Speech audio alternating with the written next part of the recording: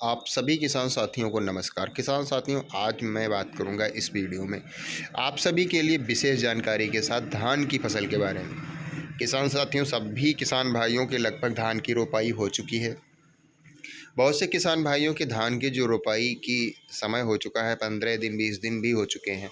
ऐसी परिस्थितियों में वह सभी किसान भाई अपने धान की फसल में खाद डालने की प्लानिंग कर रहे हैं। बहुत से किसान भाइयों ने खादों का प्रयोग कर भी रखा है।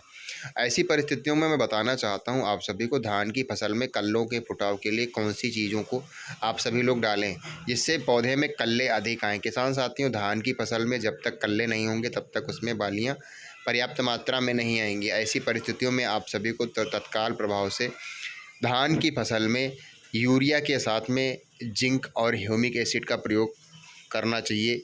आप सभी लोगों को विशेष ध्यान रखना चाहिए कि आपके धान की जो फसल है उसमें नमी पर्याप्त होनी चाहिए। आप सभी लोग देख रहे हैं, जब तक नमी पर्याप्त नहीं होती है धान की फसल में तब तक अच्छा रिस्पांस धान की फसल जो पौधे हैं वह नहीं देते हैं। ऐसी परिस्थितियों में आप सभी लोग ज़्यादा से ज़्यादा अपनी धान की फसल में पानी रखें, चूँकि कल्लों का फुटाव यानी कि ग्रोथ की जो अवधि होती है वैसी परिस्थिति में अगर पानी कम है और वहाँ पर जो उसकी जड़ों का विकास होना चाहिए वह समुचित मात्रा में नहीं हो पाता है, तो किसान साथियों आप सभी को बहुत बड़ा नुकसान उठाना पड़ सकता है। इसलिए आप सभी लोगों को यूरिया के साथ में ह्यूमिक एसिड और जिंक का प्रयोग करना चाहिए। बहुत से किसान भाई जिंकों का प्रयोग करते हैं, लेकिन कौन सी करते हैं, हो सकता है उनको उसके मुताबिक परिणाम न मिल पा रहा हो। ऐसी परिस्थितियों में मैं कुछ खास चीज़ें इस वीडियो में बताने जा रहा हूँ। आप सभी लोग जो बेसल डोज यानी कि रोपाई से पहले अगर आप लोगों ने ज़मीन में सूक्ष्म पोषक तत्वों की पूर्ति की है तब भी अच्छा है, अगर नहीं किया है तब भी किसी भी प्रकार से कोई घबराने की ज़रूरत नहीं है। रोपाई के 1 हफ्ते बाद में आप सभी लोग अपने यूरिया का प्रयोग कर सकते हैं। यूरिया के साथ में किसान साथियों आप सभी को ह्यूमिक एसिड जो ह्यूमिक फर्टिलाइजर के नाम से आती है 1 केजी 1 एकड़ की दर से आप सभी लोग उसको लीजिएगा। उसी के साथ में किसान साथियों जिंक मैं बताऊंगा इस वीडियो में, बहुत ही अच्छी।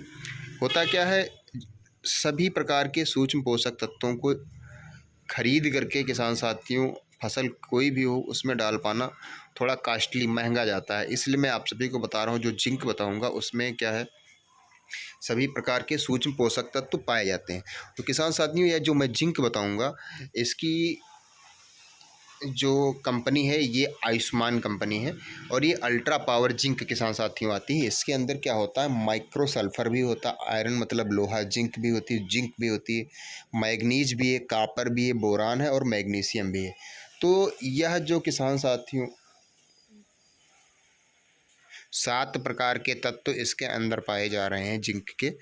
तो ये सारे तत्वों को अलग से ख़रीद करके फिर फसल में डालना थोड़ा बहुत महंगा जाएगा और सभी किसान भाइयों के लिए यह संभव नहीं है। इसलिए आप सभी लोग इसकी जो डोज है किसान साथियों 5 केजी प्रति एकड़ यानी कि 1 किलो बीघा 5 केजी 1 एकड़ धान की फसल में आप सभी लोग इसका यूरिया के साथ में मिला करके बुआई करेंगे। तो यूरिया किसान साथियों जब आपका 8 से 10 दिन का धान हो वैसी परिस्थितियों में